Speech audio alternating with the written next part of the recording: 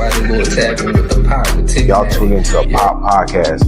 And guess what? There's an episode of me on it. You are tuned into the Pot Podcast. With the Pot Podcast with my boy Tigmatic. You hear me? It's going down.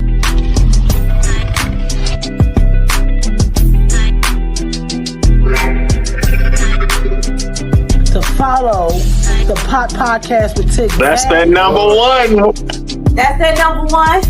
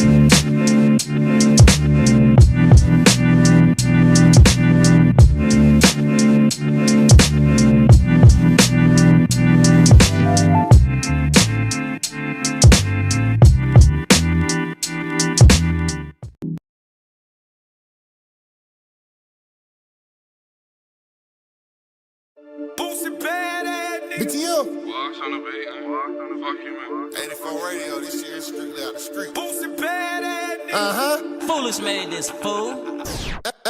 After the bubbling, wait till it gel up. Whip it together and drop it in water. I got a cookbook full of them recipes showing y'all niggas how to cook that yo. Drop it in Pyrex, mix with the soda. Play at the door, tell them wait, I'm in motion. I'm really serving the fiends, but you stuck in the track, getting money, gotta do what you posting. I'm really pushing it, you got a slow start. Boy, that's cat rap, nigga, yo, go hard. Bows in the brake light when I'm about to go far. Bells in the back of the truck with a scrap in my lap. Can't even count like I ain't been addicted to the track, cause my life full of moving them pants. We get them in for the low, but the quality fine, so it's time to go fuck up the truck. She like when I'm spitting that hot shit, told her to back up. I ain't no rap nigga, too many bricks in the back of the track to be broke. If you ain't getting money, come get some. I ain't got a chop, no tote my pistol, cause I ain't going down without hitting some. So many scripts I can flip and the prices to drop it. The clientele get more than two of them. I got a plug and drop it and double it back, but fuck that, I can come my own work. We hit this block with them choppers and double right back on the fuck nigga, put them on a t-shirt. AR-15 and it came with a titty. Spin a little block till the car get dizzy. It'll be weird if them choppers won't with me. Fool in the studio toting that glizzy, you supposed to be mixing. After the bubbling, wait till it gel up. Whip it together and drop it in water. I got a cookbook full of them recipes showing y'all niggas how to cook that yo. Drop it in Pyrex, mix with the soda. Play at the door, tell them wait, I'm in motion. I'm really serving the fiends, but you stuck in the track, getting money, gotta do what you post. I'm really pushing it, you got a slow start. Boy, that's cat right, nigga, yo, go hard. Bows in the brake light when I'm about to go far. Bells in the back of the truck with a scrap in my lap. Can't even count like I ain't been addicted to the track, cause my life full of moving them pants. We get them in for the low, but the quality fine, so it's time to go fuck up the truck. Get them in for the low.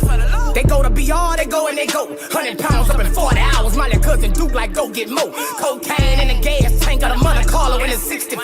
Microwave got a nigga paid. I was losing shake on that fucking stove. No cap. Family, get the paper, say you a bold. A whole lot of motion, show your devotion. Nigga gon' bless you, play with the pack. Nigga gon' stretch. I had to do what I was supposed to. I was losing hope. I roll her back with perfect nigga, but you should see a nigga cook some dope. Huncho, just like Griselda Blanco. Take that pack, I hang you from a bridge, big choppo. No time to get dapped, cause I got a pack in the bag. Blunt in my mouth and a strap in my lap. A bitch on the way with some clothes she stole, and my niggas got money for bows. After the bubble and wait till it gel up. Whip it together and drop it in water. I got a cookbook full of them recipes showing y'all niggas how to cook that yang. Drop it in Pirates, mix with the soda. Play at the door, tell them wait, I'm in motion. I'm really serving the fiend, but you stuck in the track, getting money, gotta do what you posted. I'm really pushing it, you got a slow start. Boy, that's cat right, New York, go hard. Bows in the brake like when I'm about to go for it. Bells in the back of the truck with a scrap in my lap. Can't even cat like I ain't been addicted to track, cause my life full of moving them packs. We get them in for the low, but the quality fine, so it's time to go fuck up the trap. Fuck it up, then. Boosie bad ass nigga. Hot shit. I ain't no rap nigga. Yes, sir. These niggas gotta do what they posted, man. Long live road runner from Boosie bad ass boy. Brother holding it down for you 100. Look out and watch us from the sky. Yeah.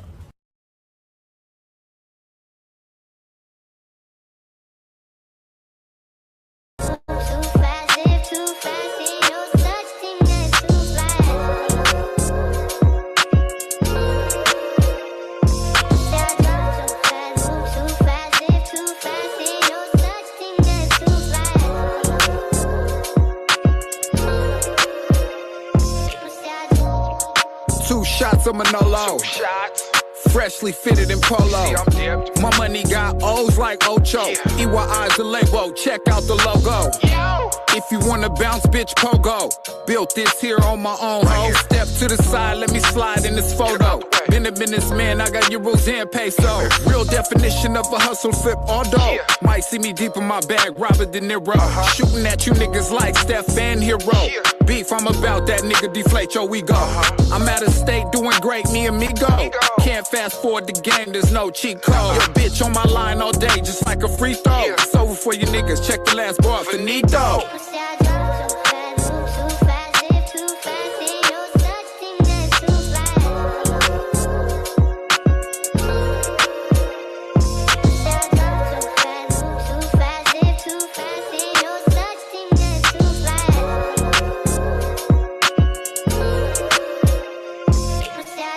Fresh out and I fit right in. Knocked the bitch and we spent the night in. First night was like a burst of life. Second night she invited a friend. You fake niggas all like to pretend. Don't mind me, I'm at it again. I'm ahead so close, all I see is the wind. It's a little too late for the competition. Not to mention, I've been penny pinching. With a sack so fat, I don't need attention. I got connects with Jordan, I'm the real pimpin'. Soaking in my thoughts, call it double dipping. Choose the right light, you can never lose sight. Take a leap of faith, it's great, you'll be alright. Pop the champagne, it's the ace of spade night. They betting on me like a Floyd Mayweather fight.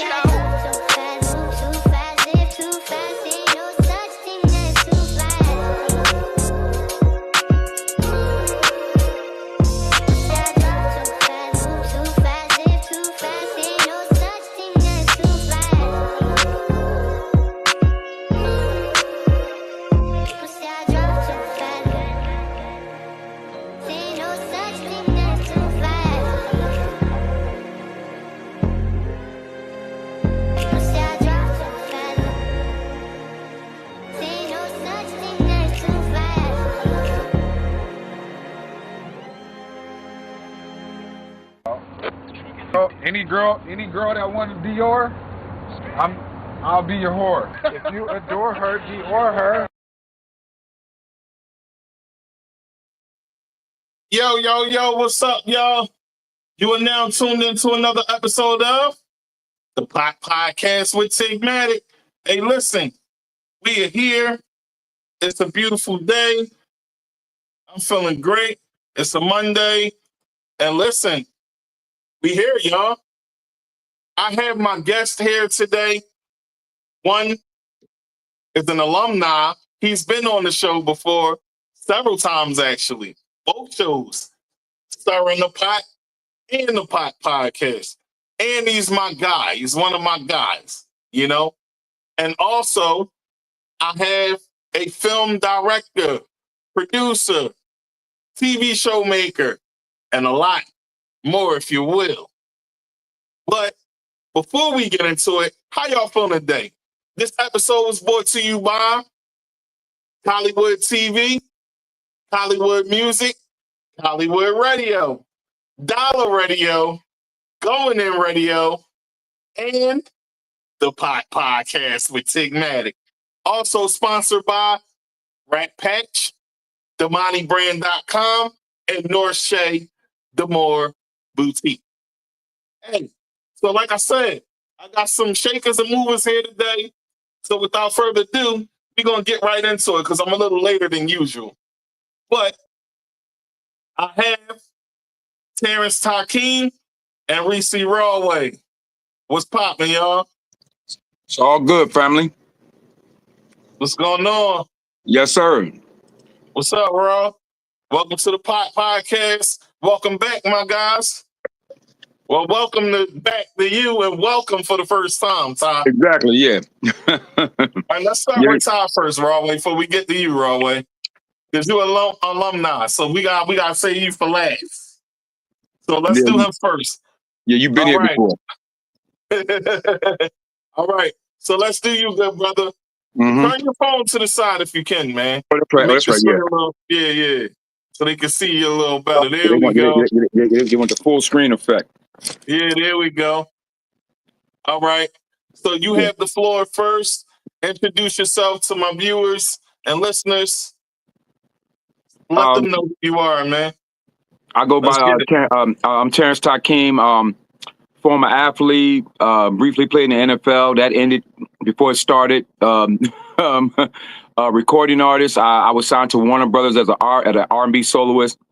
Now I do films, TV projects. I'm kind of getting back into the music. I did the movie Jason's Letter starring Vivica Fox and the big guy, Quentin Aaron. He played in The Blind Side with Sandra Bullock. He's also in Jason's Letter. Also, Brian Hooks from Three Strikes and all those other movies he did is in there. Paul Anthony and Bow-Legged Lou from the House Party movies and from the group Full Force.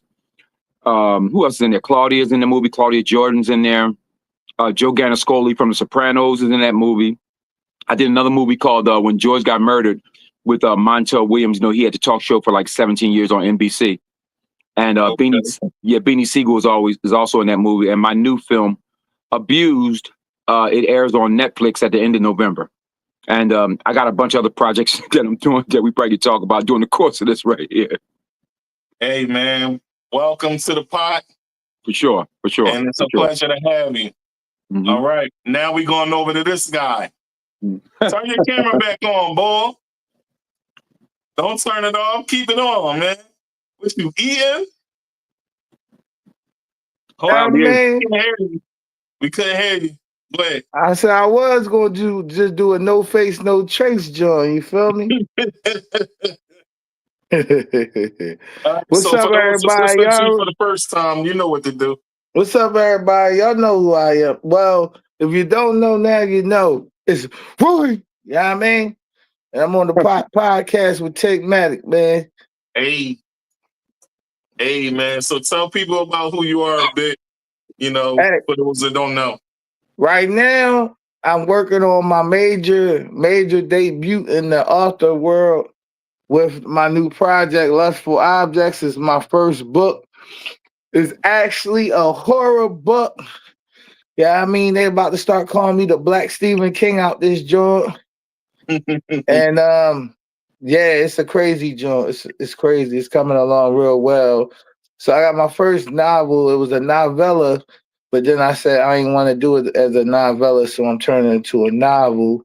I also got, you know, high maintenance lifestyle, you know, big high maintenance. You know what I mean? Y'all already know how we rocking, big drip. You know what I mean? No fabrications, no cap. Got that going. We got that going. Situations brewing. Got roll out for a couple of songs. I'm doing some transitioning to the mixtape. I just put out Man Streets Chapter 2 mixtape.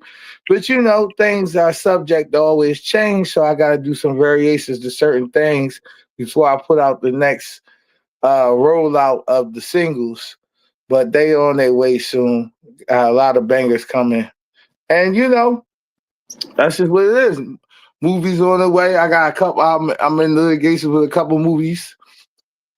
And yeah, man, I can't complain, man. Yeah. Gotta stay busy. Hey, man. You know, as always, welcome back. You know, like I said, you know, welcome back. It's good to have you. No and doubt. now we got all three of y'all on deck. You know what I mean? So it's a good thing that y'all here. And we gonna bounce around a bit. And as I bounce around a bit, I'm gonna start with Terrance first. You know what I mean? So tell me how you got started into doing films. Like, break it down a bit. Well, when I was signed to Warner Brothers, I just you know, they sat me on the shelf for like 5 years, and like I made a lot of noise independently. Had my videos on BET, and the box was pretty popular back in the late 90s, early 2000s. Had my videos on the box all over the country and things like that.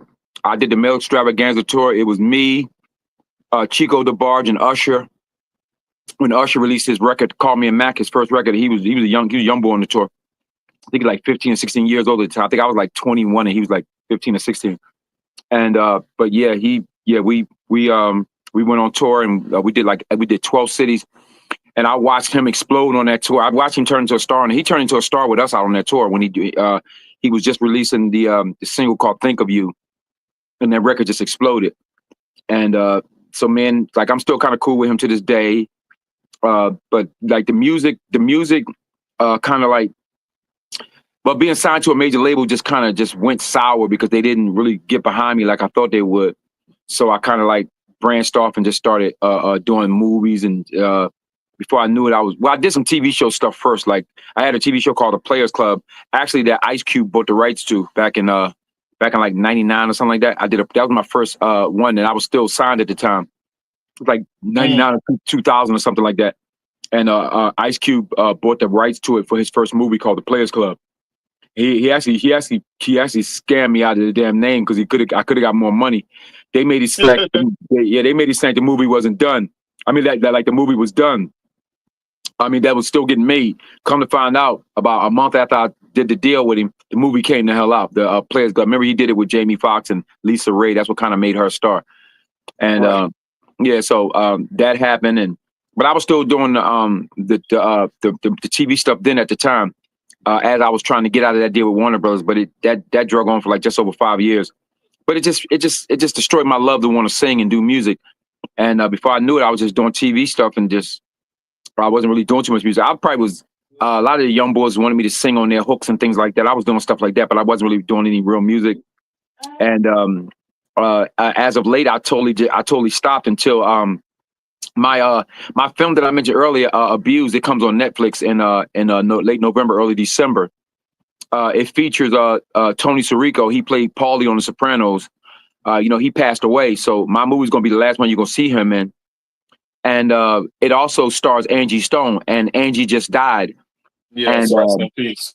Yeah, exactly. Yeah, exactly. Yeah, Angie's in the film, and the crazy thing about it, when Angie came, I done told the story a bunch of times already because I did so many interviews. When Angie came to do the film, I said, Angie, look, I have an R&B singer that I'm working with. How much would you charge me to be on the song with her? She said, I did a song called Don't Give Up. She said, let me hear the song, baby. I let her hear the song. She listened to it. She said, oh my God, I love this record. She said, look here, baby. She said, I know, she said, you know, I researched you before I came to do your movie. She said, and I know that you sang. So if you want me to do the song, you got to sing on it with me. And I was like, Angie, well, I'm not doing music too much no more. She said, like I said, if you want me to do the song, you got to sing on the song with me. So I ended up doing the Don't Give Up record, and that's on the it's on the soundtrack. It's going to be released as a single. It actually, I put it out up on a bunch of platforms, but I'm going to officially release it once the movie hits right before the movie hit Netflix. So I'm probably going to release it in October because the movie goes on to Netflix in late November. So we'll give us more than a month to push it. And plus, everybody kept saying I should put the movie out now because she died, and also put the single out. I'm not doing that because the internet would have drugged my ass if I would have put. Excuse my language. Keep it clean. Keep it clean. The internet would have drugged me, and for putting that out like that, like trying to capitalize off her death. So. Yeah, so I'm just gonna we're gonna wait and put it out. So, hey man, I understand that. Yeah. So, you've been basically branching out and doing multiple things, right? Yeah. So let me ask you this: when your NFL dream ended due to injury, what kind of mental toll did it take on you, and how did you cope in that moment? Oh my God, bro! It was crazy because I made it there. I played for the Falcons. I played in all 4 preseason games. I had 3 interceptions. One got called back during those, in 3 preseason games. And so they signed me. I signed my contract.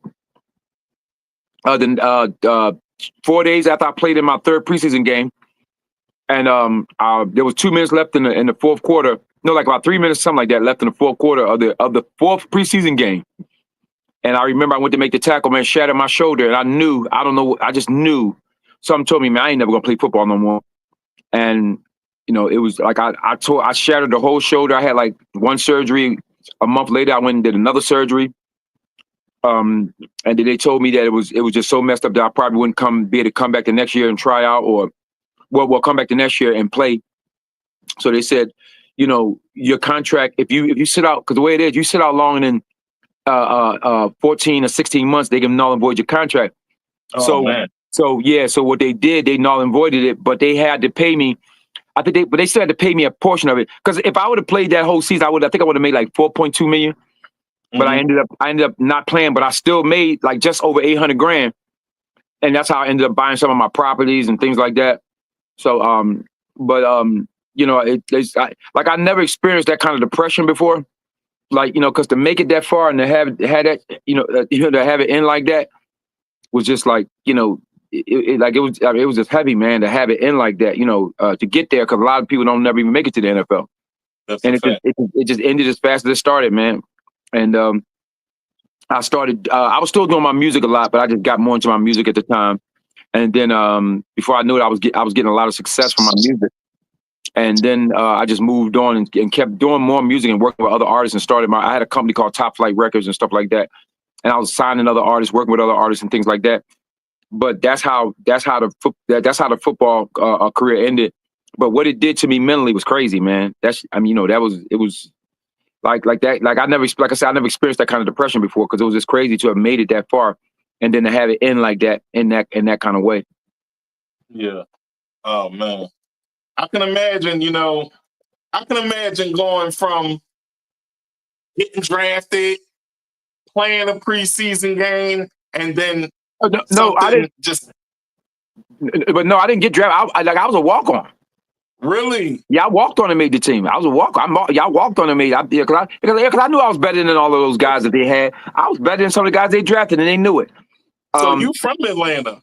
Yeah, I'm from Georgia. Yeah. Well, I'm originally from Macon, but we lived back and forth between Atlanta. Like most of my life, I was back and forth between the Atlanta area and Macon, and sometimes we stayed in Albany and stuff like that. But for the most part, yeah, I spent most of my time in the Atlanta area. But back then, Atlanta was different than it is now. Atlanta, man, I don't know what it is now. It's like Sodom and Gomorrah now. It's something else, huh? Yeah, there you go. He's back. Yeah. Atlanta is something totally different than what I remember, man, growing up. So I don't know, man. But to answer your question, I've been back and forth between, and then I would say when I got around about we used to come to Philly all the time in the summer. And then when it got cold, we used to go back down to Georgia every year. Like from when I was like, I think I was like 9 years old. We used to go back and forth all the time because back then it was still hot in the winter, but now it's cold as hell. It's cold in Atlanta now. Yeah, it's like they get snow and everything. That's the craziest thing in the world. because they, because they done destroyed the ozone layer. So the whole climate thing is shifting. Climate change is definitely real. Yeah, so it's crazy. Let's bounce over to Raway for a second. All right. So with this new project, Man of the Streets Chapter 2. Yeah. What can we expect? Well, it's already out. It's on all platforms, you know what I mean? Basically, what to expect is my elevation as far as artistry, and I'm just painting a picture of what's going on. You know, I start off with the intro. Basically, the intro, I really gave that to my mom, you know what I mean, my grandma Tight, you feel me? So shout out to my grandma Tight. I'm gonna make sure the family right, you feel me? So, you know, just leading in it was more on that type of level. Like, man, Street Chapter 2 is more of a it's more of a warning, actually. That's what I would really call it. It's a warning to everybody out there, you know what I'm saying, that lyrically wise and musically wise, I'm coming with some solid material. It's not gonna be the nonsense and all that, because I've already got Man of the Streets Chapter 3 packaged and ready to go. I just ain't pulled the chamber on it yet, you know what I mean, and let the clip out. I'm just waiting on that. I'm just letting Man of the Streets Chapter 2, you know, take it on right now. Like, I got Cotton in the Windows that tell you about how my life is riding through the desert. You feel me? You know, I have, but it also reflects on the wicked blocks, you know, coming from Chadley Street and how the neighborhood used to try to take me out type, you know what I mean? But I still made it, you know what I'm saying, to put different places and different things to see different levels of life, you know what I'm saying? Absolutely. And then, you know, what really hit me is like the mixtape reflects my growth in a way where when I do listen to the mixtape now, after I just like been in my area for the first time in like a year and a half, you know, I've been really moving. I started this journey 8 years ago. I left Philadelphia for some situations that I had to situate, and I had to leave, you know, before I got into a whole nother, you know, before I even lost my life or end up going to jail for life. You feel me? Bottom line, you know what I'm saying? Right. Before I went all the way down the wrong road, I had to escape that path, and I talked about this already. You feel me? Yeah, we talked about it on the pot episode 4. This is one of my day ones, so I bought one of my day ones on in the first season. You know what I'm saying? Yeah, for sure. Yeah. So basically, you know, if y'all want to understand that whole situation, just go back to that and episode. watch Chapter 4. Absolutely. You know what I'm saying? So, but now that I came back and really seeing the city for what it is, oh man, it makes me want to give back so bad, because now I know why people been looking at me. I know why people been influenced by me, motivated by me. I've seen it now for my own eyes, because this joint deteriorates you, and this joint will demotivate you and deprogress you as soon as you get into the mode of this city. Hey man, I gotta grind you up real quick. How you got Chapter 3 done, but don't got no track with me and you on, man? That's why I told you. Chapter 1. Hey, Tig. That's why it's not all the way out yet, because it's like I say, everything has to be reconstructed. Plus, I'm doing my rollout before I even drop Chapter 3. I got to do the rollout because I got So Hot on that joint, Boom, and I got Nasty on Man of the Streets Chapter 3. So I got to do the rollout before I even drop that. World, go check that out, folks. It's on all streaming platforms on both ends, on his end and my end. We go in on that joint. For sure. Yeah, I mean, we got like 3 crazy joints, right? We got I Know out right now. Yeah, I Know is also out right now as well, y'all. Yeah. So we got some, you know what I mean? And one for the money, two for the show. Oh You yeah, know I what I forgot mean? about that one. Yeah, All right, yeah. we're gonna bounce back over here. We're gonna bounce back over here. All right, Ty. Yes, sir. Films like Jason's Letter and When George Got Murdered confront traumatic realities. Yeah. How do you take care of your mental health while producing such emotionally heavy content? Oh, those films are like therapy, man. Yeah, they take care of the mental health on their own. Cause those projects are like therapy. Like when you talk about all this, like police brutality, all the cop killing, all the cop killing stuff, and it's like when you're talking about this kind of stuff, man, it's tough, man, because it's crazy, man. Like when you trying to navigate how to really tell a story, but you also got to try to keep it in perspective, to not go too Hollywood with it, because people want to see that kind of stuff, they want to see that kind of stuff, like they want to see it real, they don't want to see it uncut, you know what I'm saying? So you start taking them kind of movies to Hollywood, people can tell when you start dressing it up and stuff like that. People can tell, man, when you start like faking it, because like the fake movies is enough of them out there. We done seen a bunch of them, man. So when they try to tell those real stories. So in terms of like my mental health, those movies are like therapy, like crazy, doing those films and telling those kind of stories. So yeah, they like those kind of films take care of themselves. The mental health comes in when you're doing stuff that you really ain't really having fun doing. I love doing stuff about social justice. So that like those kind of films, help me. But when I'm doing stuff like dealing with this crazy, hip hop world and all that kind of all that kind of stuff and things like that, it's different, man, when you're dealing with, like stuff from that standpoint, because that stuff is just like, like that world is just so, it's so watered down now, because we were just talking about it earlier, almost everybody out there is fake. You know what I'm saying? It's like the internet have allowed so many people to be something that they not. It is just insane, man, how much fakery is out there. Real talk. Don't listen to that fake world by fake Tigmatic ass. and Resse Yep, there go Raway. another one. We Fake cover these world. topics just like you talking Word. about. Word. Defining And I agree the with you. definition. It's crazy. Yeah, I agree with Crazy. you. I agree with you, Todd, because listen, real is fake and fake is real now. Mm-hmm. And that's how it is out here. Bro. So, I think what we see right now is people just have this perception of the truth because a lot of people don't want to accept the truth. Mm-hmm. And that's why it's going on like that, Well, bro, God is anytime, missing in people's life too. So that's why it's like that happy. bro, anytime, and I don't want to be canceled out and all that. They try to cancel cats out and all that. But anytime a grown man, you turn around and call himself or write on the paper that he a female, and people out there or gender switch and you're binary and you're pansexual and all this crazy, like it's just too much.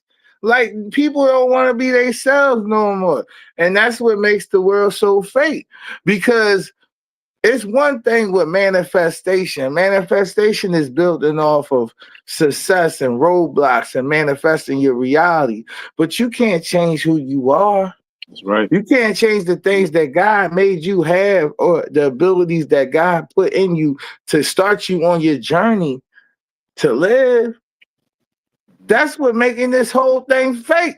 Because people want to be higher than God at this point. Yep.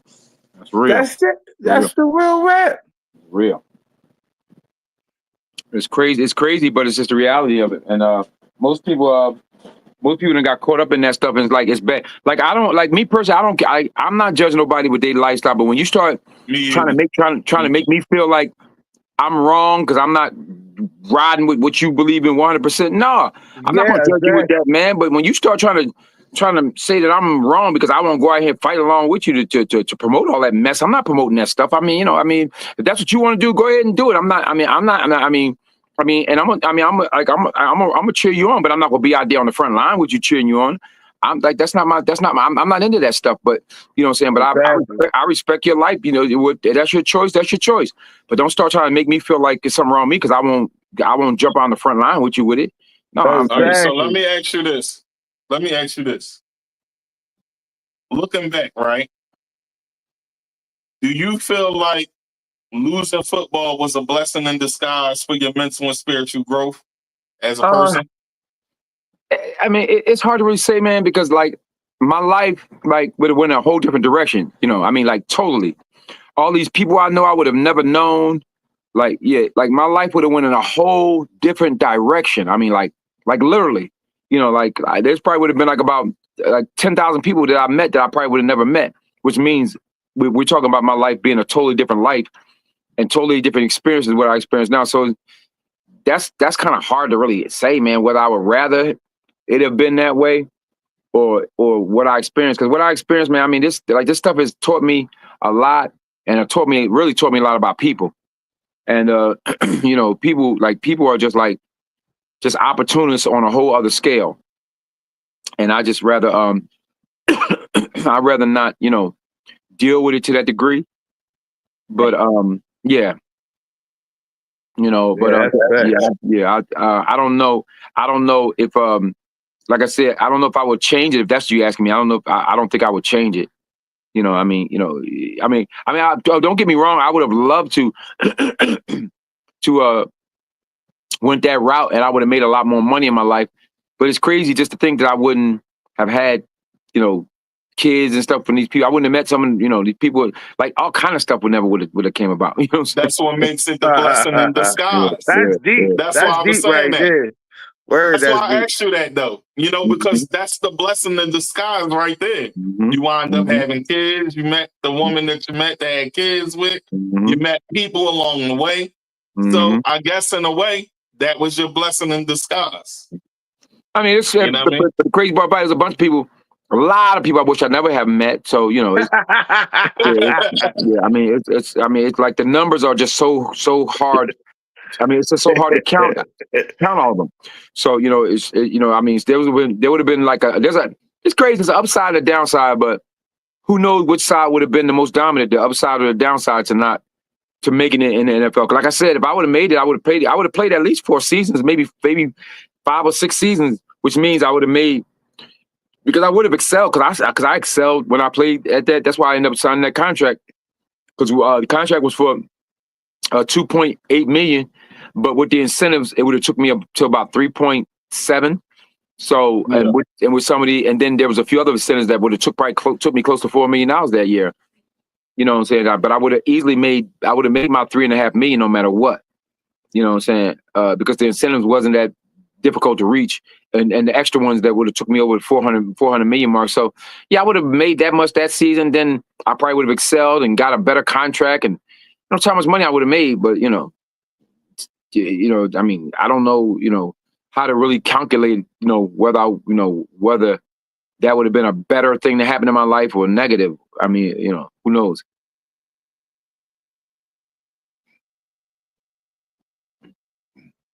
I understand that wholeheartedly. I understand that. I mean, who knows? I mean, you know, everybody's situation is different. Like mine would have been totally different if I'd have played a bunch of years in the NFL. Trust and believe that. So you got to work with Vivica Fox. What was that like? I mean, Vivica and I are cool now, but at the time she was like, she was the true essence of a diva, man. I'm telling you, man. I mean, yo, we was bumping heads like the whole time that thing was going on, man. The way we shoot, I think we shot for like 6 days. Yeah, we was, yeah. I mean, we cool now, but at the time, man, it was a rough ride. That was a rough ride right there, bro. That was heavy. But I mean, it turned out at the end of the day, because we did a bunch of promo events together after that to promote the film and things like that. We got more, we wasn't cool, but we got more acclimated with each other, where though it was a better understanding and things like that by us doing those promo events together and things like that, you know. But yeah, other than that, yeah, it wasn't, you know, I mean, it wasn't no cakewalk, but but a lot of those, but almost all, it's crazy, right? Almost all the female actors, man, it's just tough, man. It's tough to work with them, man. It's like they bring like a dynamic of this whole, especially like the more famous they are, the more of this diva kind of I'm better than you kind of thing is just so prevalent. There's a few of them that's not like that. Taraji P. Henson is just a joy to be around. Who else? Kim Whitley was great to be around. That's a legend right there. Trying to figure out who else. It's a few of them. There's a few of them that was really What cool. about Eva Pickford? Oh, she was cool. Yeah. Oh, yeah. I had her in the what? Yeah. She was cool. She was. She was fun. Yeah. She was fun to eat. She wasn't. I mean, she was as pretty as she was, and as she was kind of popular at the time from the Tyra Banks show and stuff like that, the top model stuff, and then she had the other show. Yeah. I mean, Eva was pretty cool to work with too. She wasn't no diva like that. Yeah. She big now. She on that Queen. All the Queens men John shit. Yeah, they got her. Yeah, she on that joint like crazy. Yeah, so it's funny because I'm about ready to. It's funny you mentioned that because I'm about ready to use that picture of me and her and that footage of me and her laughing and talking. I'm gonna use that footage, for the intro on some of my stuff. So, because I got a lot of footage with me and her, me and Vivica, me and Gabrielle Union, me and Kim Whitley, me and Kim Fields. I got stuff with a lot of people, so I'm gonna put some of it up and stuff like that just to bring attention to, because we starting this. I'm starting this performance platform called Level Up Spotlight, and Level Up Spotlight. Yeah, it's gonna feature some of the biggest artists to ever be in the game, and it's not just gonna be singers and rappers. It's gonna be I just made up my mind that I'm gonna have comedians on there doing a set, and some of the best dancers from all over the world. I'm gonna bring I'm about ready to blow this platform up like huge. I mean, I'm gonna dump my all into this because that's how much I believe in it. And Resse tell you, we just went through a situation where I just lost about $11,000 on some foolishness that somebody else talked me into doing, and I would give anything to have that back, because all of that would go into this Level Up Spotlight. But the money that I have coming in now, I'm gonna dump it all into this Level Up Spotlight, because we just did Freeway. Matter of fact, the first episode with Freeway is gonna come up tomorrow, probably tomorrow night. We'll put it up on all the Level Up Spotlight pages. I've been spending a lot of money to build the numbers up because I want to get as many organic followers and real. You know what I'm saying? I wanted to be organic. And so I'm spending a lot of money to promote and market it to get my numbers up and things like that. So, but we about this Level Up Spotlight. Anybody that come to Philly, and the crazy thing about it, Philly has those huge concerts every year, like the Dell and the Man Music Center. Everybody that come to that city is going to be on Level Up Spotlight. I mean, that's awesome. Yeah, we just did Freeway. I'm about to do Beanie. I talked to Daphne. She's going to bring Fantasia in July, Ashanti in July, the girl from Philly, the young girl that's pretty popping, Lay Banks. There's another, what's her name? Jasmine Sullivan. One of my best friends is running around with Moneybag Yo. He was managing him, but now they just good friends with each other. But he can get Moneybag. If Moneybag come, which he's supposed to come in September, late August, September, I'm gonna bring him on. So it's gonna be a mixture of huge artists, and then I'm gonna use the fact that the numbers getting built up to put a lot of the new artists on there. I mean, the new artists they're gonna have to pay their way to be on there, but you know what I'm saying, because the numbers are going to be so high. And now I'm reaching out to some of my friends who are huge sponsors to because I'm already doing a lot of stuff with Red Bull and Boost Mobile and a 5-hour energy drink and Fanta soda. I already got a direct connect with those people, so I'm gonna bring them in eventually onto the Level Up Spotlight. I mean, this past weekend, one of the artists that we did on that situation that fell apart, I mean, this guy did not understand the assignment, because really the show in Delaware was really a spotlight, was really a feature. A showcase for him, for us to get Boost Mobile, who are coming. They were sending 2 representatives and 5-hour energy drink for him. And if it would have went really well, if he could have pulled out any kind of crowd, and it would have went well, I could have, like this week, I could have gotten a check for anywhere between $150,000 and $200,000 from these people. But these people couldn't pull any numbers.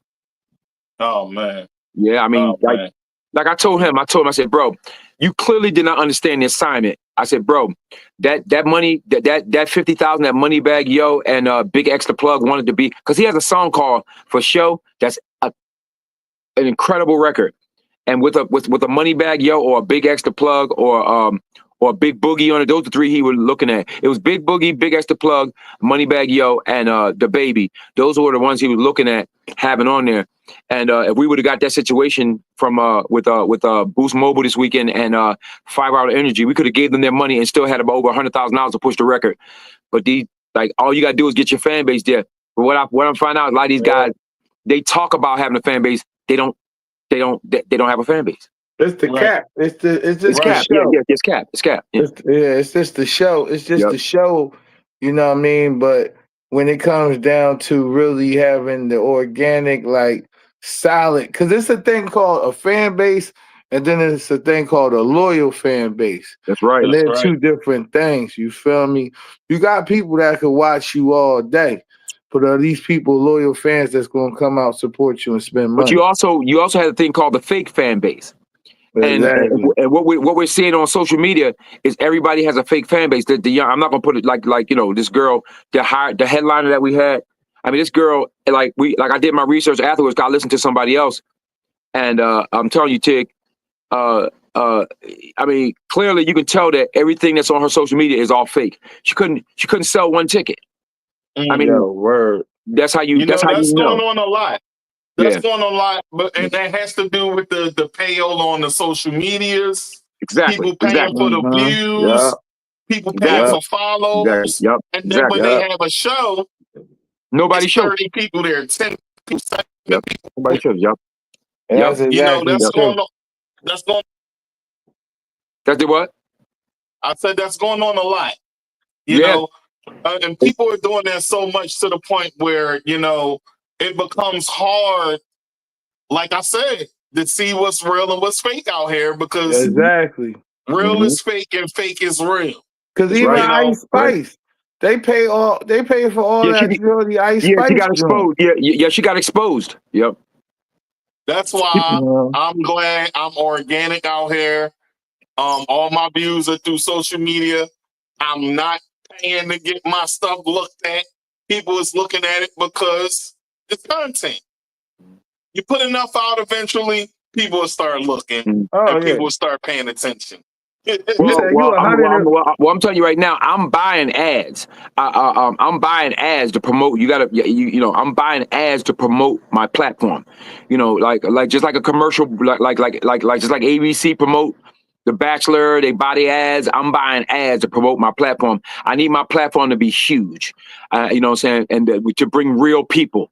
So, you got to spend money when you got a platform that you're trying to build up to that level to where you can make it, where you can monetize it and things like that. So I'm paying for those 30-second ads and those 15-second ads and putting them all everywhere on YouTube, all in the Google ads.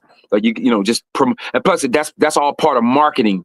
Absolutely. That's all part of marketing. But this other stuff that they're doing, man, I would rather not, I would rather not do any of it, but I know how the game go.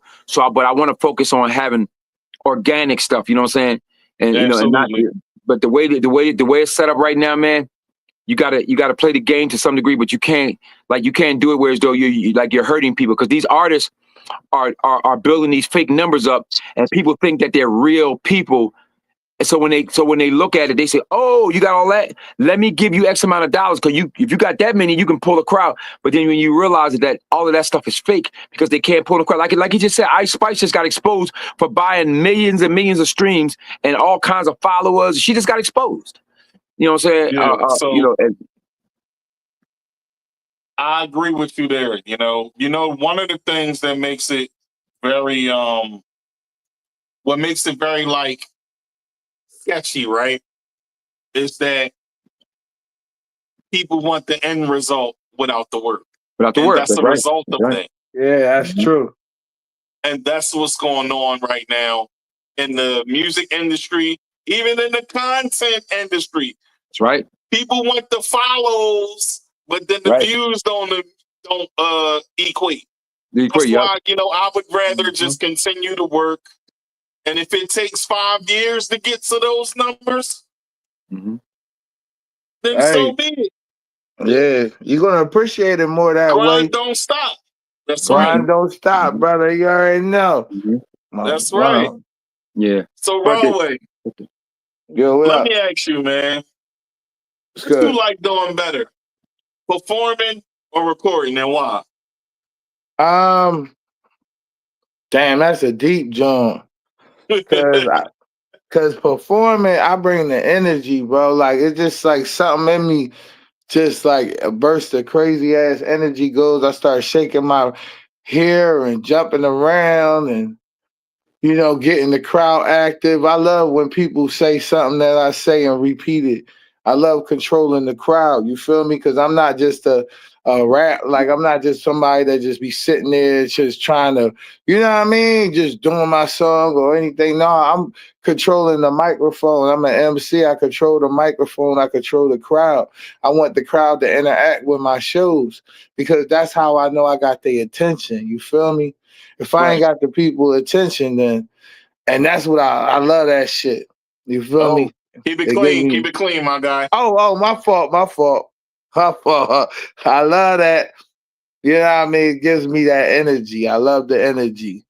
It gravitates to people energy. It's like the people energy coming to my energy. But recording, I love to create and to orchestrate it because majority of my music, the reason why I got a whole lot of good songs or a whole lot of timeless songs that I can revamp or always have in my Rolodex or will be grateful is because of the artistic abilities of how I put the song together. You feel me? I just don't put anything together. I just don't go in there and freestyle, which I can, but I don't nowadays. I used to, but nowadays I like to craft stuff, like make it something that's entertaining, even if it's my true life story, if it's somebody else's true life story, like that Vanessa song, where I be talking about the girl Vanessa who got killed by her boyfriend. That's a real true story.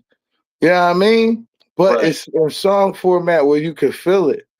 You know what I'm saying? And it's and it's a lot like that. Boom shakalaka. Cats don't even know what boom shakalaka mean. Boom shakalaka mean triumph, victory. And that's a phrase from the '90s that was very popular. Yeah, but it's for those that don't know. For the but youngins, it's deep. had to teach them that real quick. But it's deeper than that because it goes way past the '90s to the early like 1800s and stuff like that. But it meant triumph. It meant warrior triumph, spiritual enlightenment. You know what I mean? Boom shakalaka. If you look it up, that's the definition of boom shakalaka. Victory. Okay. You feel me? So how did that single come about? Man, that single came about like dang, like I'm coming in, boom, I'm about to come in and bang on their heads, and then because I thought about Shaq. Shaq was one of Shaq joints back in the day when he was bringing down courts. You feel me? Right. So you know what I'm saying. So that's what I was about to like. Boom, shakalaka. I'm about to go ahead and bring it. You feel me? I'm about to bring the courts down, bring the walls down out the joint. You know what I mean? Glass breaking, all that.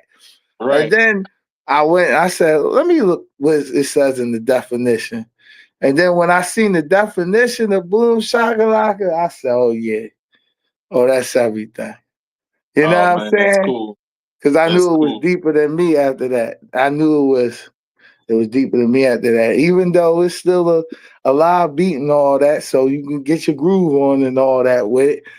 But it's way deeper than me. Right. Because in words, with words, it's either going to be power or it's going to be death. It's not in between. All our words count for something. That's right. You know what I'm saying? That's right. So, I agree with you there. Our words definitely mean something. Yeah. Yeah. And if it don't mean nothing, then it ain't nothing. You know what I mean? All right, we're going to slide over to Terrance real quick. All right. Here's my next question to you. Do you ever feel the weight of responsibility as a filmmaker representing real life pain and injustice? Oh, I don't feel the weight from it. Like I told you before, when I answered, that's the same. Yeah, I can answer that. No, hell no. Bro, listen, I love being able to tell real life stories. Like I told you, that's not no weight on me. That I thrive at I'd rather do those kind of projects. But the sad part about it is that you can't make no money off them projects, man. You can't make no money off them projects, man. I mean, it's a damn shame, but you cannot listen to me. You cannot make no money telling real stories that's affecting people's lives. Only thing they care about is shaky butt. I need to go smoke a All they cigarette. care about. What? Say what? This is how the podcast set up. Like that's T right there. What? Say what? Oh, you talking to me? Go ahead, Tom. He can't. They can't hear. What was I saying? You were talking about how you like doing. Oh yeah, those types of films. Yeah, I'd rather do those kind of films, man, because like movies that don't got no substance. You got. But the bad part about it is that you got to do these movies, that the shaky butt movies and the kill 'em, shoot 'em up, bang bang stuff, because that's all these people out here want to see. And at the end of the day, I did those social justice films, and I ain't really make no real bread off of those movies, even though I had huge stars in them. Because it's like people don't care. They like all they care about is like all the ratchet stuff and all the thottery and all the buffoonery and the coonish. I mean, that's all they care about, man. They don't care about when you tell them real life. It's sad, but it's just the reality of it. You got to do some projects that are about just a bunch of mess in order to make money. Because when you try to just do real life stuff, there's not a huge audience for it, and that's sad. But that's just the reality of it. But to answer your question, there's no weight on me. I would rather do those kind of. But if you notice, you heard me talking about the music platform stuff. I'm back into that. We was doing a show, We was doing a dating show not too long ago. We shot about 8 episodes. We put like 3 of them up. I still have 5 episodes that I shot that I haven't even put up because I realized. And that's like about 6,000-7,000 hours worth of episodes just sitting there, that I didn't put up, because it's like, other shows like that Pop the Balloon kind of came along and kind of like threw a monkey wrench in every other dating show. So I had to kind of, you know what I'm saying? So between that, there's a couple other ones too. So I said, yo, this is not our lane because, those lanes can't be spread too thin. Either you wanted to remain 1 or 2, or everything else is just an afterthought. Right, So, everything becomes oversaturated then. Yeah, exactly. You know what I'm saying? That's why. Let me ask you this. Your first single in years was called Don't Give Up. What headspace were you in when writing and recording? Oh, definitely.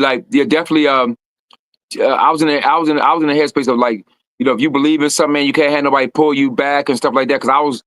Because you gotta remember, I like that Warner Brothers held me back, and they gave me like $225,000 signing bonus, and they gave me $360,000 to do my album. I recorded 40 songs when I was on Warner Brothers. They never released not one single on me, and you gotta remember, I made a lot of noise independently. Where I had a record out called "If a Man Has to Hit a Woman, If You Can't Learn to Love Her." It did really well. It was about domestic violence.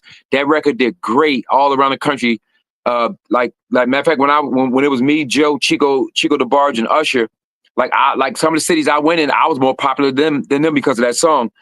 And then like we was like six cities into it, or 5 or 6 cities into it. And Usher just like, because we used to do all the ends, because back then we was doing in stores and signing CDs and pictures and stuff like that. They don't do none of that no more. But yeah, they'll never know that feeling again. Yeah, so we was doing in store. By the time we got to Milwaukee, I remember like it was yesterday. Usher, like he couldn't even be in the in store. He was going so crazy, man. Like he blew up. He exploded into a megastar on the road with us. So but yeah, that but yeah, like I said, nothing. To answer your question once again, like none of that is weight on my shoulder, man. I love doing that, and I would rather been doing music all that time, but music just got away from me, man, because of signing the wrong kind of record deal. I mean, Warner Brothers, and they ended up owning that name, Terrance T. I wasn't using that name because of that reason. So I just started using Terrance Tykeem or just Tykeem and things like that. But yeah, and remember, Warner Brothers, the same ones that stole Prince's name when he started calling himself the Symbol. Yeah. So it's like they It's just that when they own the rights to your name and your likeness, like you can't sign those kind of contracts. But now I don't think too many artists, like most time they don't want it now because they like when you sign with a major label now they got this thing called a 360 deal, and yo, listen to me, that thing ain't nothing but a slave. That ain't nothing but a slave deal, bro. That 360. Yeah, that's why thing, I was big on copywriting my name, trademarking my yo, name, all of it. yeah, I own it all. that's right.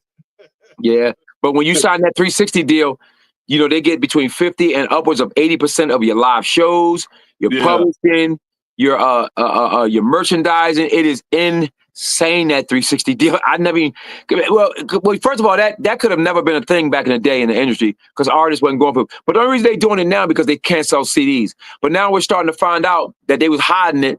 But now we're finding out that the record companies are behind all these streaming sites and these distribution companies. The majors is behind it.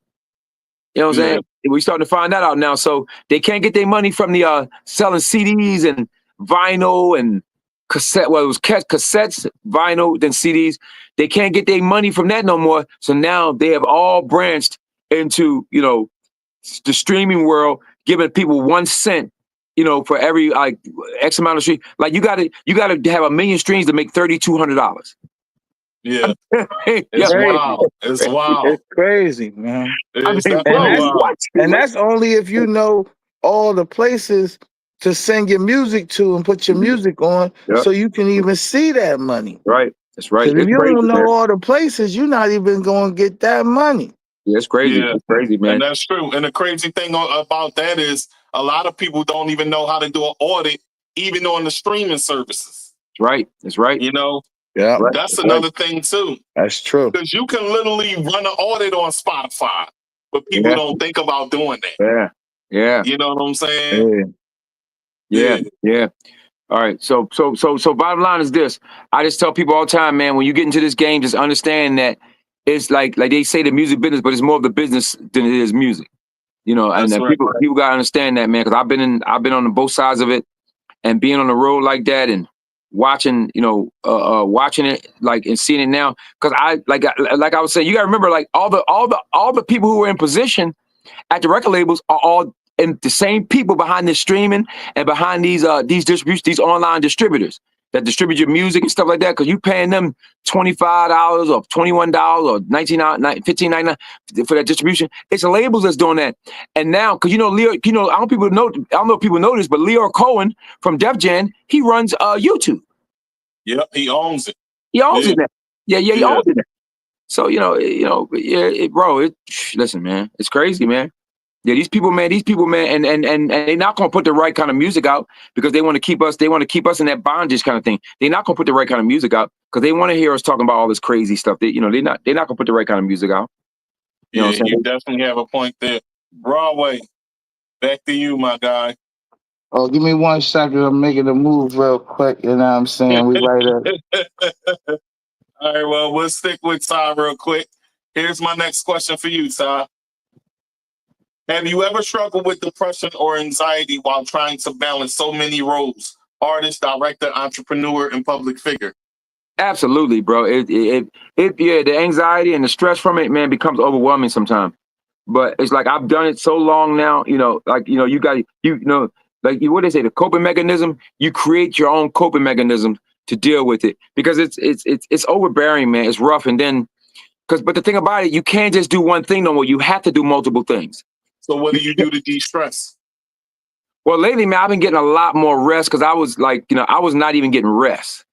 I do my workouts now and things like that, and I do my yoga. I've gotten way more into yoga and things like that because it really helps your mind. So between the yoga and getting a lot of sleep now, that's been really the thing I've been good. That's been my go-to, But I'm hooking up with the wrong people has really caused me a lot of headache. And the bad part about it is that it has cost me a lot of money. And when you start losing money at high levels like this, we talk about thousands and thousands of dollars, then that stress just starts to come back on you because now you got to find a way to make up what you lost because you can't continue to go on like that.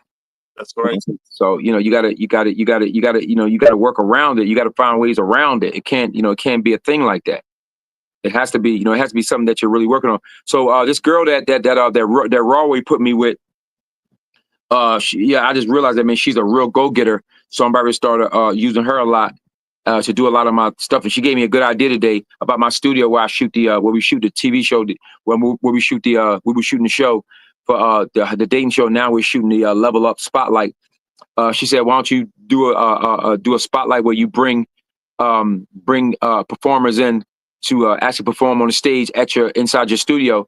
And I didn't realize that I could put a lot of chairs in there. I didn't even realize I probably could put like 8 rows of chairs across and maybe have like about 10 rows of 8 chairs on each row. And she said, why don't you sell tickets to have it like an actual show there, do an early show and a late show. I was like, wow. Yeah, in studio performance. Yeah, I never even thought about that. Yeah. I never even thought about that. Yeah, because she's pretty good, man. Raway put me with her and everything. So yeah, I'm gonna have her start doing a lot of stuff because she got great ideas and she know how to hustle and stuff like that. So I'm gonna bring her on board and have her doing stuff like that. But she gave me that idea. So because I got to do more things to help me like decompress, whereas though I can have people around me that will help me decompress, like that the words you were saying, because you need more people helping you to trust. Yeah, to trust that you can take the pressure off yourself. You know what I'm saying? Yes. I'm so used to doing everything myself because I'm so scared of it not getting done. Like, because the thing we just did with the concert thing is a prime example. The person who I put in charge of it just kind of just bailed out, like just really left us like hanging, bro. I mean, just really, it was the crazy thing I've seen in my life, man. Just really just like checked out of it.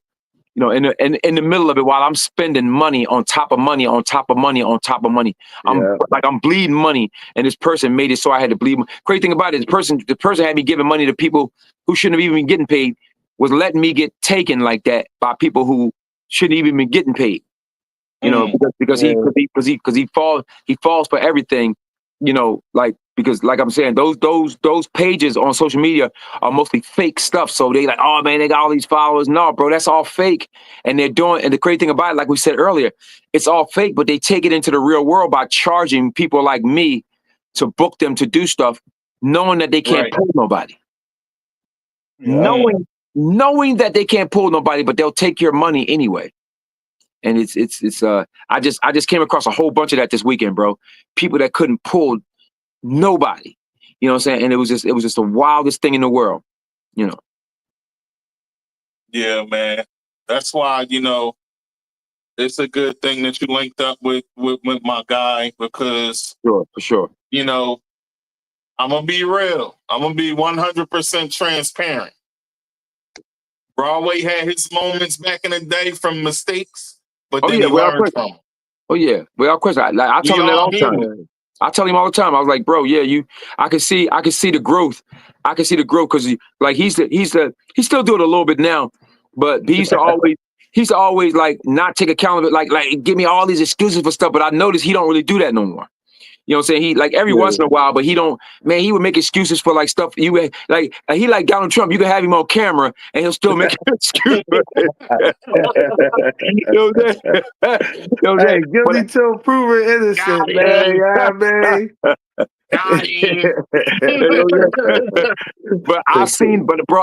Listen, I told him, I said, bro, I see the growth. I see the growth, man. And it's crazy because he's the growth. And the person that, I'm not gonna say the person's name, but the person that I'm talking about that me and him was dealing with has not grown, man. Still cannot take accountability and still continue to do stuff to hurt people that he know that's trying to help him. And it's the strangest thing that people want to hurt people that's trying to help you, that that want to see the best for you, but you want to hurt them. Yeah, you want to. Yeah, it's crazy, bro. Man, listen. Sometimes, lessons have to be learned. And as we go along, you just might miss the train and that might teach you something. Yeah. Well, you know what they say. Hurt people. Hurt people, yep. Yeah, that's real. You know what I'm saying? Yeah. So like people, you never know what a person going through, but at the end of the day, if a person can't find that outlet to bring them into the enlightenment of their life, so they can start to heal, so they can grow, then that's just what they're going to continue to do. They're going to continue to hurt people because they chasing for that satisfaction and they hurt life. And you don't find satisfaction in your hurt life by thinking that you're going to become successful. Success comes from people that are healed, that grow. Right, Success right. comes from unity. Right. You know what I mean? Right. There is not one person on this earth that was successful by themselves. They Right, have a right. team, they have management, they have development, they have all different type of stuff. You know what I'm Right, saying? right. You can't even make a song without an engineer. That's right. Right. You know Right. what I'm Real. saying? So That's hurt real. people, That's yeah, real. hurt. So when you hurt, you have to find a way to heal. It's Right. crazy because I was on my old neighborhood the other day just to show face since I'm in the city. And you know, somebody actually told me, it's like, man, I don't know what was wrong with you back then. I thought you had a death wish. Yeah. Did you have a death wish? Yeah. And then it sat Yeah. on me. It was like, damn, maybe I was really hurt at the moments in my life. I really Man, was listen, really hurt. we was really out in the trenches. You know, Yeah, yeah, I've known this man since the sandbox, yeah, and we was on the same block together. We was yeah, doing the same things together, and yeah, we was a real little rap. reckless then. It's kind of what led to what happened to me being reckless and careless myself. You know, what Yeah, happened to me wouldn't have happened to me if I was a little bit more reserved, yeah. relaxed, Where you at and now? more chill. Right. When Right. you done healed from a lot of wounds That's a fact. that allowed you to grow. You know That's what a I'm fact. saying? And For the sure, same with man. me, bro. Like the same with me. And sometimes you don't know how bad your environment hurts you. You know, from even walking out the door and seeing somebody you love that's in pain and you empathetic on their pain or Right. in their trials and tribulations. That's all energy. You Yeah. feel You me? know, the goal is to really be there for people, not be Yeah, there for yourself. yeah, And yeah, that's what I had to learn. It's not about me. It's about we. Unity, like you was talking about, you know. yeah, And that does go a long way. For a lot of people, they don't really understand that in order to have success, you're really successful when you have loved ones, when you care yeah, for other people other than yourself, exactly. you know?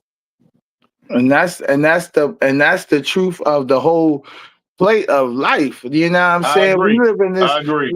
We live in this life, you know what I mean, with that is it's a revolving door of life. You feel me? Nothing is new under the sun. It's only different technology, different states of minds, different situations, but they all Absolutely. coincide. You feel me? Yeah. You know, All right. and what it boils down to is actually learning your gifts and your abilities to help and to contribute into a better situation for existence. You feel me? And that's how you grow, and that's how you heal, and that's how you help other people to heal. Because that's the only thing people really follow for, even if it's just for them to smile and be having fun for that moment of fun that takes them away from all that stress that they have going on with their life. That's why people go to the clubs. They go to the clubs to take away and release. And Right. everybody has different releases. You know what I mean? Right. So But it, Ty, yeah. go ahead. Finish. No, no, Continue. no. Finish No, your I thought was out, good. brother. Finish your thought out. Nah, well, basically, I was saying, but that's why you have the negative with the positive. You know what I'm saying? Because the negative, there would be no positive if you seen no negative. You would have nothing to go on to determine your barriers in life if the negative wasn't there. You That's just got to real. know yourself. Knowledge of self. That's That's right. all. All That's right. So real. Ty, Uh-huh. all right, we back to you. All right, here's my question. Mm-hmm. All right. Let me ask you this. All right. How has your understanding of mental health evolved from your early music days to now? Oh, big time. Yeah, the thing about you ain't got no choice. Because like if you don't evolve to understand that you got to find some kind of way to deal with it, you're gonna have some mental health issue. Because that's this industry, that's what it creates. So my understanding of it has really, like, you got to come to an understanding because it's there. Like you can't sit there and act like it's not a real thing, because it is. Because when you're doing all these different things in the industry, this stuff is extremely stressful, man. Listen, man, this is stress on a level that I never even really seen before, but like I never could have imagined, because people, everybody in this industry are doing things to stress you out because they want to break you. You know what I'm saying? They really want to break you, man, and they're not gonna come right out and say it, but the things they say and the things they do on a regular let you know that they want to break you. So like you gotta be able to find that happy place to be able to have a mental balance for this entire industry, because I mean, I've been able to balance it out in a way that I never thought I would be able to, because I never really like that's why when you asked the question, I never really understood what it was until I knew that it was an issue. So you got to find a way to balance it out. But like that mental health in the industry, you gotta have some kind of release for it or a balance for it. But I've been able to do that in a lot of different ways, because like I said, like I watch too many people that I know have strokes and things like that. And that's why I'm starting to even pay more attention to my health and stuff like that. I just came from the doctor. I'm gonna go back again. So yeah, like, cause this industry puts a lot of pressure on you, and definitely from a mental health standpoint. So yeah, you better, like, put it this way: if you that question you asked, you better figure it out. You better figure out your mental health balance with this. Word. Same thing for you, Raway. How do you balance your mental health? Oh, just by, like I said earlier, releasing. Because I done been through very, very stressful situations in this industry and beyond, from the streets to the industry, from every aspect, movies to all that, you know what I'm saying? It's just at the end of the day, you just have to find a release that you love in yourself. I found love in cooking. So I do. So me being a chef cook as well, and having that attribute added to my name, that kind of like, leveled me out a lot, for people to love my food and taste my food. I get a great feeling when I feed somebody and they love what I cook. You know what I'm saying? Also with this book that I'm writing, I just released a whole nother way, in my imagination, and let it flow. So, you just gotta find stuff that you love, and you're not gonna find what you love until you try it, bro. I never knew I was gonna end up being a chef cook too, a traveling chef. When I travel all around the world cooking food for people and doing banquets and big events and all that as well. I never thought I'd be doing that on the side of the music back back when I was running around. I never had something like that on my plate that I thought about doing. I didn't have the mind capacity at the moment to even think that far, or to even try it out, to know I had them skills that I had. But like I said, you have to release and you have to find yourself. Knowledge of self is the most beautifulest thing in the world. When you find out who you are, and you know what you can control and what you can handle in your life, and you start controlling your life from what your moves are, and you making your things happen for you, man, it's nothing better in life than that. Hey man, I couldn't agree more. And I think that it's pretty dope that you take the time to find something to distress, and you found something that makes you happy outside of music, because life outside of music still goes on, Exactly. As they say, a lot of the time, life be lifing. Life And be life life, definitely be bro. lifing. So, Real talk. when things are going on, we still have to find out a way to try to, cope and do things, So when it comes to that, a skill set outside of music can help you not be bored, for one. For two, it gives you another path in case the music thing doesn't work. That's a plan B. A chef is definitely a plan B. You know what I'm saying? Well, you know how I look at music. Music is built up like it's like we was talking earlier. Music is a business. It's 100% a business. People used to say it's 98.9%, 96.5%. No, it's 100.1% business. Yeah, I mean. That's right. So at the end of the day, it's all about your investments or who can get behind you or you getting behind yourself to make your music be where it's supposed to be at, because it all boils down to your branding and your marketing behind your rollout. You feel me? So the music, when you take the music off the board, you know what I mean? The music is only successful if you find yourself and know what you can do to other than the music to get different bags and different things come to life and possibilities. You know what I'm saying?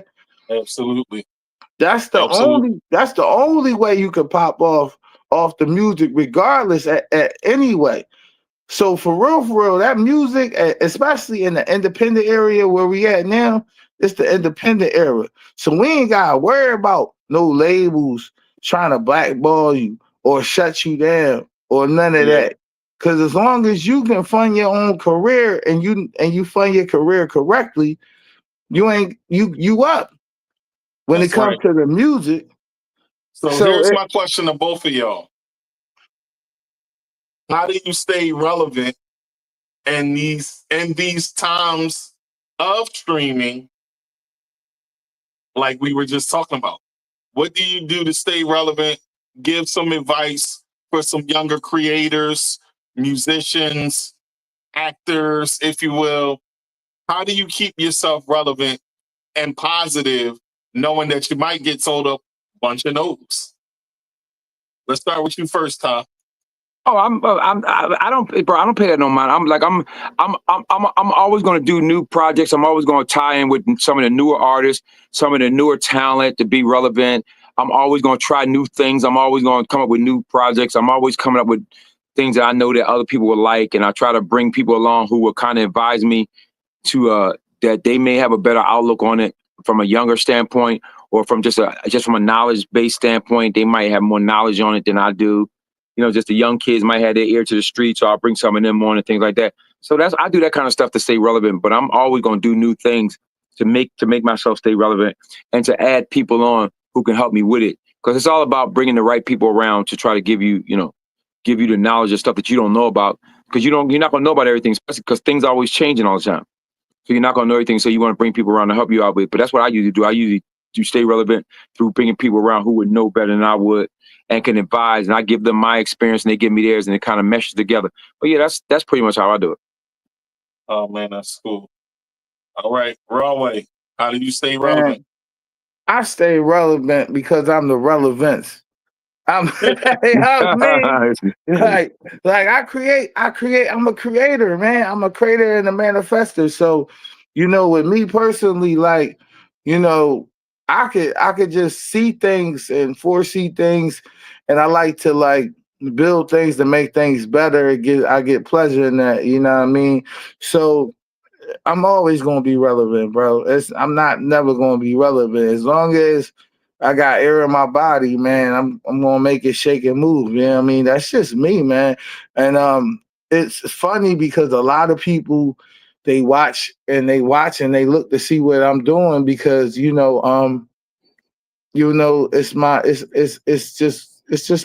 just me, man. It's just me. You know what I'm saying? I'm not going to sit down. I'm not going just fall down. I'm going to study. I'm going to analyze.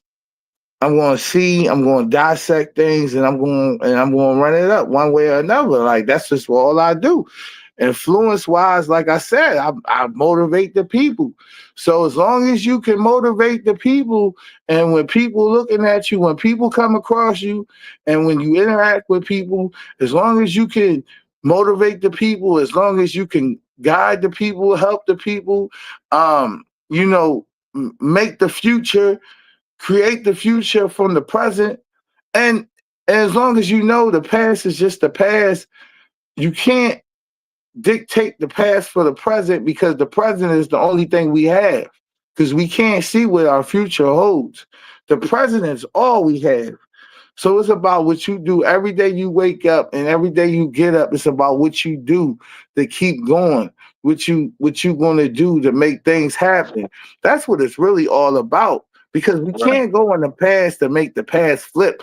But if we create something in the present to create a power move, the past will become a helping stepping stone for your present while you foresee your future.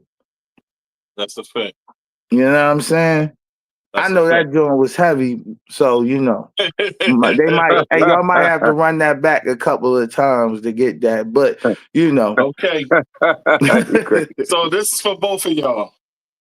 What mental health advice would you give the young creatives who are trying to turn pain into purpose? What kind of advice would I give them? Yeah. Oh my God, See, man. you got it first. Yeah, I mean, the best advice I can give anybody, man, is that you always got to pay attention, man. Like in terms of like you gotta pay attention to people, man. That's trying to really steal your joy, man. You gotta. Listen, it's so funny you asked me this question, bro. Because I'm living by this now. When the first sign you see as a young artist or a young person, period, especially if you're dealing with this game about entertainment, the first sign you see is somebody, man, that's a hater or that's trying to steal your thunder or just trying to infiltrate that negative energy onto you. You got to get away from them. I don't care what they relatives. I don't care if they friends. I don't care if they're associates. I don't care if you work with them every day. You got to keep yourself away from that and those individuals, man. You have to. There's no other. That's my advice. I'm telling you, when you start seeing those people around you, just pay attention to them because the thing about them, they're going to tell on themselves. You just got to pay attention to it and you got to get the hell away from them. I'm telling you right now, it will destroy you. I mean, I'm living proof of this right now of what I'm dealing with. You have to. You can't. As soon as you start seeing signs of it, you got to get out of it and get them people away from you at all costs. Bottom line. Check the private chat, y'all. Both of y'all. That little red one, click on it where it say more. We'll say it again. Where it says more at the bottom tabs, the three little dots. Yeah. It should be a red one there. Click on it. A red one? Yeah. Should I move the screen up and find it or something? No, you should be able to see. It says going on radio. No.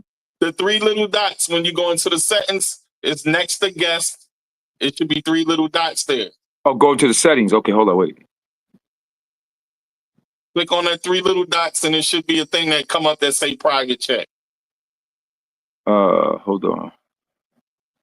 Okay, private chat. I'm in here. Now. Go to the settings. No. You can't see it. It's all good. All right, we're on camera right now, and you on camera. So, like, you try to scroll through, we just see hands. So I don't. I went to the three dots, but I didn't see the private chat in there. I see it says new tab, new what's this? New incognito tab, history, bookmarks, recent tabs, share, find, translate. No, listen. You went to the top. It's on the bottom. Not on my screen. You seen it, Raway? No, all I see is comments, record, and stream this to your audience and settings. All right, it's all good. I see it. So go into what? Don't read that out loud. Don't read it out loud. Go in the comments?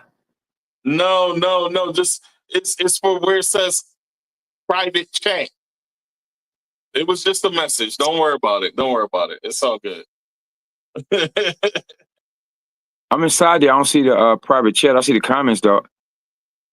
Right, it's all good. Don't worry about it. It's all good. Yeah, I don't see it, and I keep on fumbling the ball. It's all good. Yeah, it's all good. I'll talk to y'all about it behind the scenes. But it was something I was trying to get y'all to read real quick, but don't worry about it. Okay. It's not popular. I see the 3 dots and I hit it, but there's nothing that says private chat inside mine. It just says comments, recordings, stream this to your audience. Don't worry about it. Settings and stuff like that. Yeah, don't worry about it. Don't worry about it. Okay. All right. So here's my next question to you guys. If your life was a movie about mental resilience, what would the closing message be? Oh my God, my phone gear Who down. wants to go first? Okay, go ahead, Reese. I gotta find my charger. This phone gear down. If you said if my life was a movie and If your life was a movie about mental resilience, what would the closing message be? The closing message would be, that he lived the life that he wanted to lead on his terms. You know what I mean? That's how that shit go. I got a problem with control. I don't like control, and that's why I always had the problem with the boys and all that and the other stuff, because it was just that control shit. I ain't never, you know what I mean. But once you realize that you had the power in your hand to determine your life, like you literally have the power in your hand to determine your life. And you're gonna make mistakes along the way. Like I done blew bags, I done invested bags, and you know what I'm saying. Eventually, you have to realize, what you need to do to make sure that you can stay flowing. And I would say learn financial. It would say not financial literacy. Like you know what I'm saying. He learned financial literacy and controlled his life to live his life on his terms. That'd be my ending, John. Okay. You feel me? Stop. So go ahead. Ask the question again. If your life was a movie about mental resilience, what would the closing message be? I'm trying to get this charger thing going. This phone gear down. I'm trying to get this. I can't find a charger, so I'm trying to find this thing got a backup battery. But let me answer the question while I'm waiting. So if life was a movie, what? If your life was a movie about mental resilience, what would the closing message be? Oh my God. For me, I guess the closing message. You mean? So you asked it at the end of my life? Is that what you're saying? What would if your life was a movie about mental resilience, what would the closing message be? Oh wow. I guess it would be like if it's about me personally, I think I would say, like his mental resilience was on a level that even he could not comprehend. And thankfully, he was able to use it to his advantage, and hopefully other people can learn from it. Okay. I think I'll answer that question as well. If my life was a movie about mental resilience, my closing message would be to put God first, even in times of desperation, because we all go through it. And a lot of times when we going through stuff, we don't call on God and we think that we got the power to do it ourselves when he got the ultimate say so. That's right. That's what I mean. Our time is not our own. We don't own time. We don't own space. We don't own nothing that goes on in our life because it was already written. But here's the thing, though, right? Like when you talking about it from this thing here die. All right, let me this phone gear die. I can't find. It's not in the car. Oh my God. Oh yeah, this phone gonna die in the middle of in a second. That charger's outside. Okay, so I'm gonna tell you right now, man. Like people don't gotta understand, man. Like if you're not first of all, if you're not mentally strong, you're not gonna if you talk being in the industry, if you're not mentally strong, you're in the wrong business anyway. I mean, if you're not mentally strong, you need to go do something else. Because this thing right here takes no prisoners. I mean, and especially now that everybody thinks they're T-Pain went on TV and said, and I didn't even notice that there's literally 10 million there's 10 million artists out here. 10 million. There's 10 million people who think they all stars. I mean, think about that for a second. Right now, back in the day, it might have been like a few 100,000 recording artists. Now there's 10 million of them. Think about that for a second. So if you don't get your mental stability up, like to deal with that, then you in trouble. That's a fact. That's facts. Yeah, what he said was definitely facts there. I agree with him 1,000%. And yeah, his phone died. I think he probably gonna go get the charger. Yeah, he gonna get the charger and all that. Yeah, he gonna go get the charger. It's cool. We'll add him right back in as soon as we come back in. Yeah, but, no doubt. I agree with him there. It's 10 million people trying to do the same thing. 10 million people trying to be in this music business. And only a select 30,000 might get to the level of even taking lead, like getting close to taking lead, and only 100 like get to the level of success, out of 10 million, only 100 people. Because you got it's the same people in the videos, it's the same people doing shows, but then you got some other people who are eating off of their music.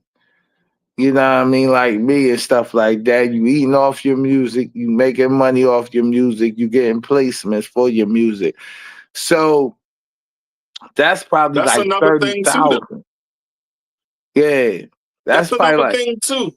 Everybody, and I'm gonna say this. Let me put the solo cam on myself real quick because you just talked about something that I actually been talking about lately, and I want to talk about it for a second. Okay. Yo, everybody out here trying to get on as an artist on a major label, you ain't even got to do that. Some people can have a successful life and become millionaires, 100,000aires just by placing their songs and music in film. You can get plenty of placements. Plenty of placements. You know what I'm saying? Put your music on some TV shows, some movies. You still get publishing that way, and you getting a check coming from it. You know, you go ahead. Yep, you gonna eat. You gonna for sure eat. Sync licensing is definitely a way to go, Sync licensing is everything. It's only 3 ways to make money off of music right now. You gotta have your royalties and mechanical royalties and your digital royalties and your performance royalties. You gotta have all 3 of them joints set up properly. You know what I mean? The MLC. And I'm gonna get a game. Y'all might want to run this joint back. The MLC, your ASCAP or BMI, your sound exchange. You know what I'm saying? You got to have all them components together. The MLC, it helps with the Harry Fox and all that because Harry Fox switches to MLC. So you get the MLC, your digitals and all that, you be good. You make more money that way than just putting it on line for distribution with one of these digital distribution platforms because you're not going to get all your royalties. They're only going to give you one of your royalties out of 5 different royalties that you're supposed to be getting for your music. What I mean? Your ASCAP or your BMI, they're going to control your radio play. They're going to control your performances and how you get them royalties and all that. Know what I mean? And they also going to control some of the money that you get for placements. But you're not even going to be able to get a placement unless you have your stuff on ASCAP or BMI. That's right. You know what I'm saying? Because you need to have your IPI number. Yeah, you need your IRSC code too. Yeah, well, that's your international recording code, sound recording joint. You know what I mean? ISRC code. So that tracks. It's an optional thing, but it's good to have because that attract your song and connect your song with all the different royalty platforms as well. You know what I'm saying? Yeah. Now, this the thing. Once you get on Nelson SoundScan, that's how you get to the major leagues when it comes to your tracking. That's why you have to have your music being tracked. And it's not even, I said Nelson SoundScan because that's the original joint. But now Nelson SoundScan then turned to something called Illuminated. And you have to have register your songs through Illuminated to even think you're going to get on the Billboard charts or even get all your royalties, your song royalties rolled out so you can have it digitally counting. You know what I'm saying? If you don't have all this stuff locked and loaded, bro, you're not going to make no money online. Still, just distribution, you're going to just be making pennies out of how much money you can really make. I have millions. Right now, I have millions and millions and millions of organic streams. You know what I'm saying? And you have to do it the right way. And once you do all that, then you get into the sync world. You know what I'm saying? And you could go into a sync world multiple ways. You can sign a publishing deal, but you don't even have to sign a publishing deal no more. You can keep your publishing. Like everything's accessible for you to keep nowadays and maximize your money. You just have to have your paperwork and all your ducks in order. You have to have all the right things in order so you can make that flip. You know what I'm saying? That's a fact. Hey, Yeah. So let me ask you this. Uh-huh. What keeps you going when the industry doors don't open as quickly as you like? Where can you go if the industry doors don't open as Keeps quickly? you going, not where can you going. What keeps you going if the industry doors don't open the way you would like? I would say finding all, it's just the people. The people I can't really say because the people keep me going. All I can say is the people. Like I got fans in Brazil, I got fans in Africa, I got fans in Germany, Russia, I got fans all around the world. And these people actually reach out to me sometimes. Some of my fans, they'll reach out to me for whatever they want from me. I actually literally had a fan in Sao Paulo, Brazil, find me on Facebook and asked me just because I didn't have it online on YouTube nowhere. He said, "Can you make a karaoke version of your song?" You know what I mean? Because he was it was the song of Man of the Streets Chapter 1. It's like they don't make them like me no more. They don't do it like me. You know what I mean? They don't make them like me no more, whatever. Yeah. He loved that song so much. He needed a karaoke version of the song so he could do karaoke to my music. You never understand what people be looking for your stuff until you actually see it firsthand. T said he went to a concert in Jersey. They was banging boom shakalaka, club going crazy, everybody dancing, having a good time in Jersey. Yeah. You know what I mean? That's what's up, man. But he didn't know they was going to play it. He didn't ask the DJ to play it. They were just playing it. Yeah. You know what I'm saying? And that's a good feeling, though. That's a good feeling to have, the people like what you're doing. And it's the same thing happening with me with the song, the Frogging song. Yeah. People was feeling the record. They dancing to the record. They bopping to the record. I think I'm about to start a little TikTok challenge for that, Joe. I need to go ahead. I think I might do like the fake chains or people wearing fake chains, people saying they got this or got that, and then they get caught exposed, and then the song, y'all be bro. And that's real. And that's real rap. Because at the end of the day, it's about having fun with your stuff. You feel me? Yeah, It's I about agree. having fun with your stuff. You know, you have to do it in a level. Like even when I got my ice, when I got this high maintenance lifestyle shit. You know what I mean? Keep it made. clean, my guy. Oh yeah, you But know if it you stay want to put a clean. close up on it, you can do that. I see you trying to hold him up. Oh yeah, let me do a close up, John. It's a little inspiration out here. Y'all see that? Yeah, I mean, and then it's the same thing as the hat. You feel me? You know what I mean? It's that's having fun. You know what I mean? I'm having fun. I'm wearing my brand. You know what I mean? I'm rocking with the team. You know what I mean? It's a lot of people that represent the same thing I represent. You feel me?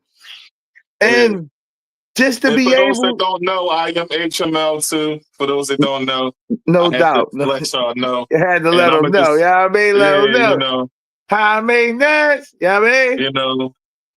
You know, I'm And it's HML, DDS, BTMG.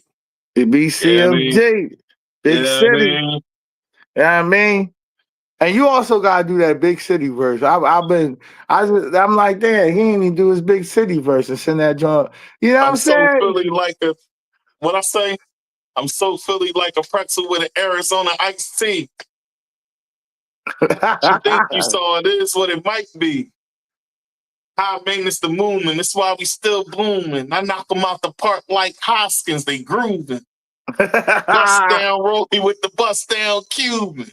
I was told to get that money and keep moving on a whole nother level. My ninja, we still cruising. I'ma rise till the wheels fall off. And we move. That's right, Ted. Yeah, so I need that verse done. You already got the track. So yeah, that is one of them. Seeing it, I mean? I actually forgot it, bro, because I've been laying, you know, the project is actually done. It's actually going to drop next month. Well, not the end of, the second week in July. It's finally done, bro. The whole thing is finally done. Oh, all right. Yeah. So now that's why you can't ask me that question no more. Why you ain't on chapter 2? Because you got sent the song for chapter 2 that's now probably gonna end up on chapter 3. I'm just waiting on you. Yeah. You know, I'm on, I'm on chapter 1 twice, so. You definitely on chapter 1 twice. Yeah, I mean. No, you on chapter 1 and you on Time to Feed the Streets. Time to Feed the Streets too. Time to Feed the Streets, yeah. I'm about to drop and that another was one of hosted them by joints DJ too. Pooh G's, right? Yep. Yeah, man. Hey, man, this was dope with you coming on. You know what I'm saying? We chopped it up. We talked mental health. You know, we talked some great things. It was good for you to bring Tykeem on, Terrance Tykeem. You know, and listen, man, I wish you nothing but much love and success. Oh, for sure. As you continue to go up, you know, we gonna end the show, but don't hang up. You know what I'm saying? You know how I do it. Yeah, no doubt. But folks, turn your camera off, but stay on the line, bro. No doubt. All right, folks.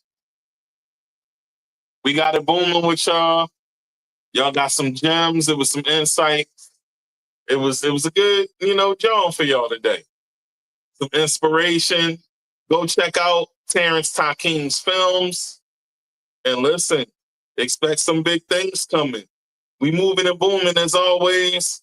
This episode was brought to you by Hollywood TV, Hollywood Radio, Hollywood Music, Dollar Radio, Going In Radio, TheMoneyBrand.com, North Shade Demore Boutique, and the Podcast with Tigmatic. Once again, it's your boy. I know it'd be a lot to say, you know what I'm saying? Shout out to Calvin Parker Jr., Hollywood TV over there, getting it booming for your boy. Special shout out to you, my guy. Hey, listen, I hope y'all enjoy y'all week, and thank you for starting it with me. I'ma sign off like that. Have a good night. Peace.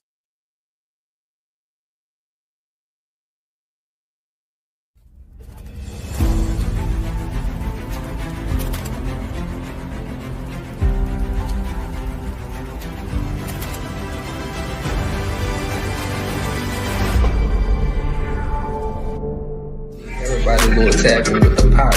Y'all tune into the Pop Podcast. And guess what? There's an episode of me on and you are tuned into the Pot Podcast. With the Pop Podcast with my boy Tigmatic. You hear me? It's going down.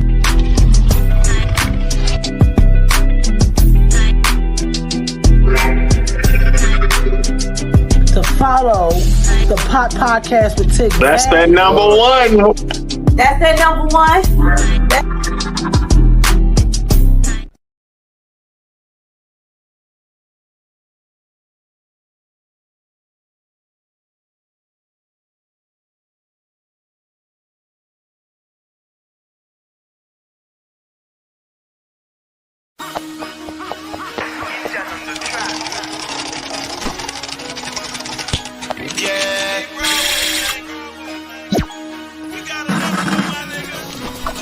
They really wanna take me out